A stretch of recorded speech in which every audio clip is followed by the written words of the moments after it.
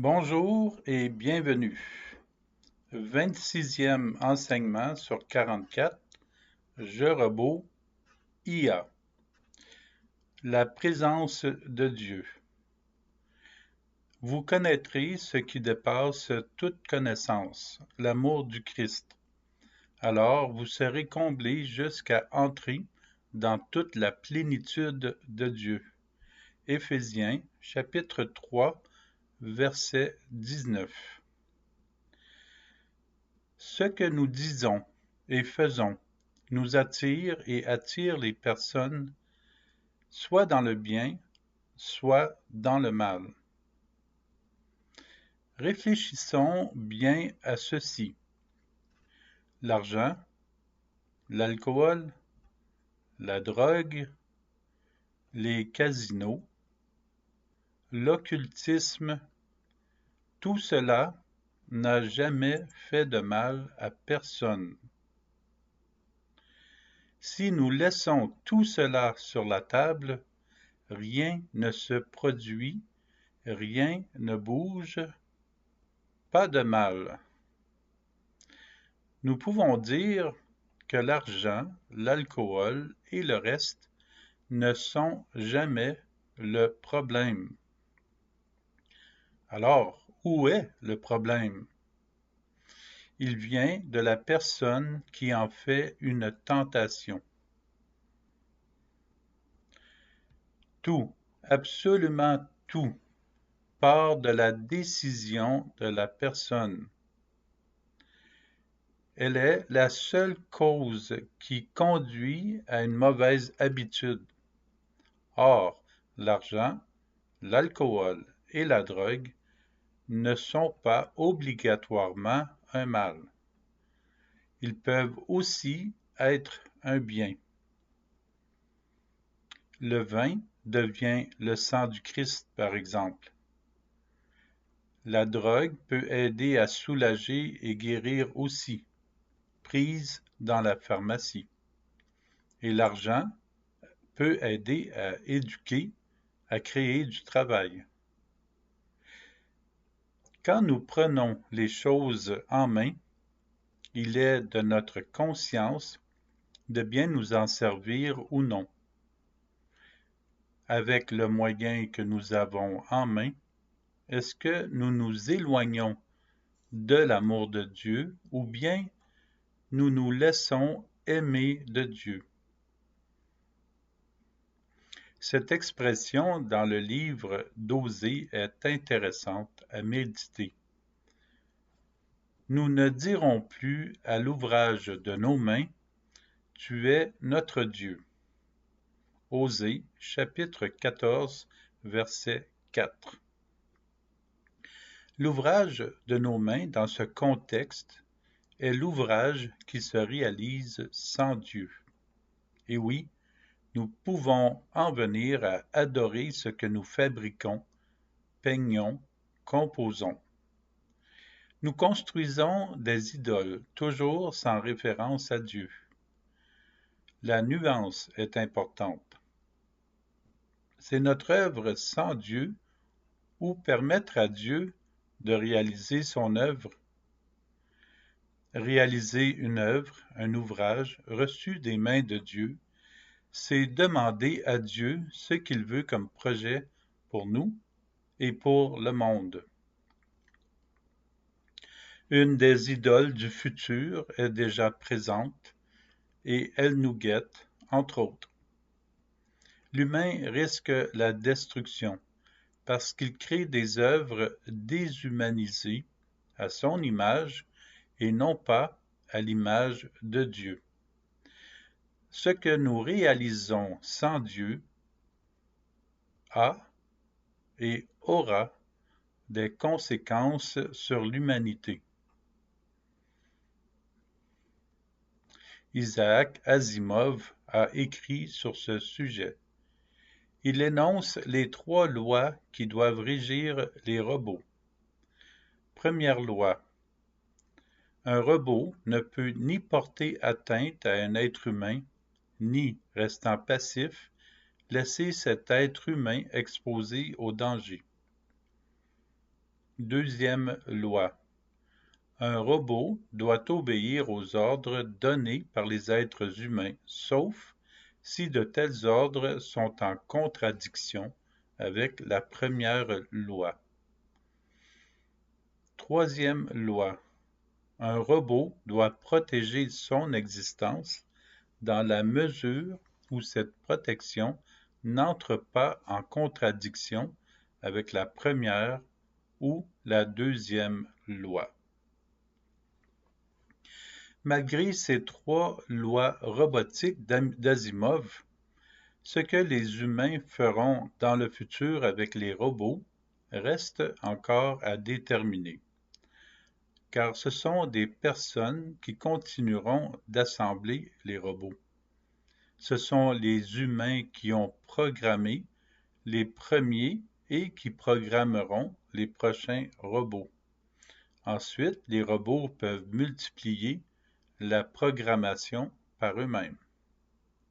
Cela dit, c'est la raison pour laquelle le titre porte le nom de « Je robot » et non pas « le robot », ce qui conduirait à un risque pour l'humanité, d'où robot pourrait s'autosuffire, garder des humains emprisonnés et devenir le prince de la planète.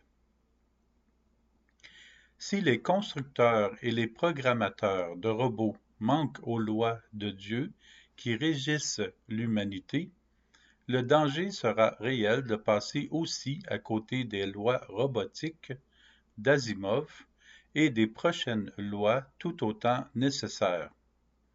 Les robots ne seront jamais responsables de leurs mouvements au final. Avec l'avènement des robots, il y a aussi le risque de projeter une forme d'adoration envers eux.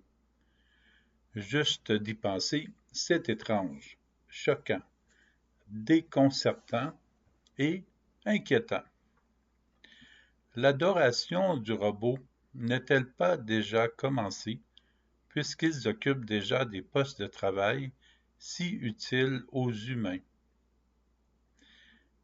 L'intelligence artificielle, le IA, qui n'est pas une intelligence, mais une programmation de tout ce qui est enregistré dans les cartes mémoire d'ordinateur, n'est pas dommageable par elle-même.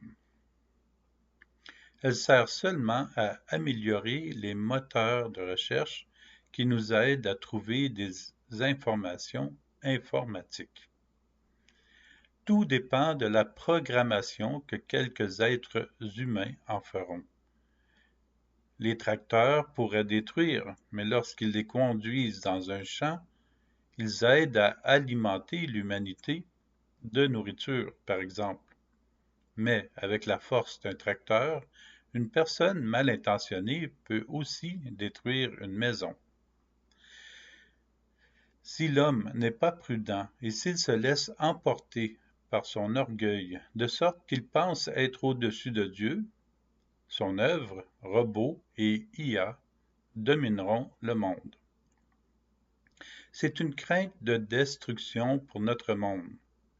Le risque est possible lorsque l'humain commence à adorer l'œuvre de ses mains au lieu d'adorer le Créateur, de louer Dieu. L'homme est devant une décision importante.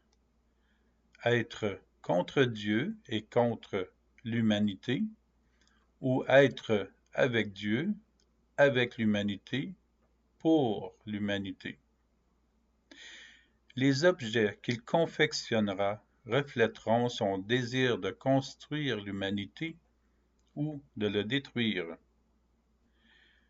Nous avons une raison de plus de nous rapprocher de Dieu et de nous laisser convertir par lui.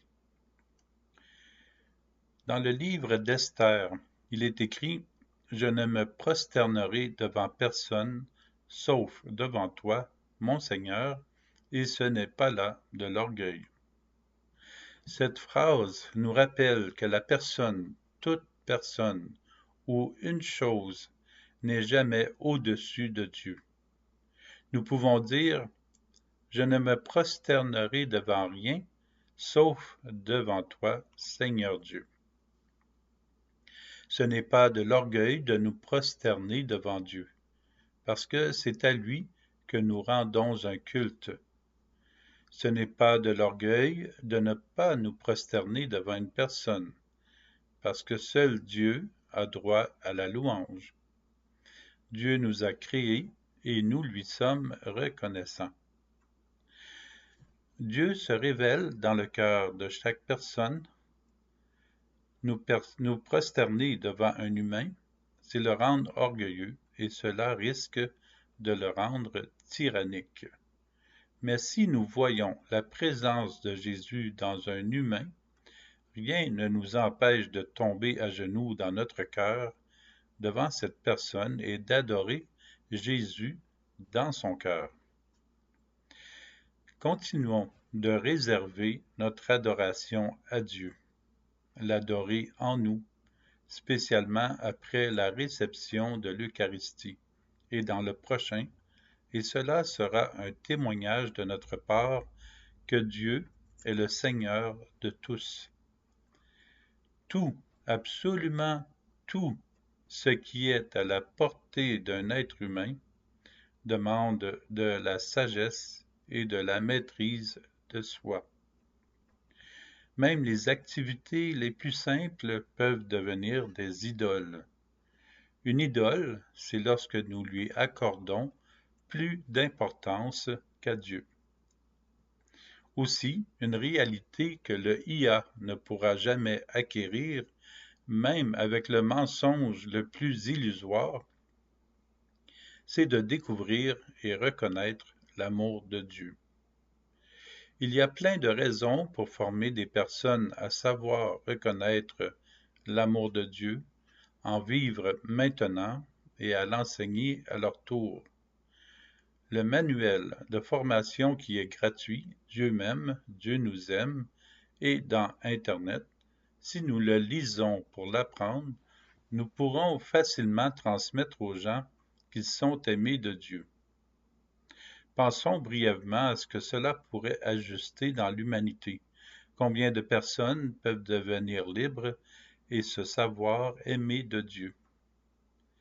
Une personne qui se laisse aimer de Dieu n'a plus rien à prouver. Elle n'a aucune raison de créer des armes et entre en relation, en religion, avec chaque personne de l'humanité. Merci, au revoir.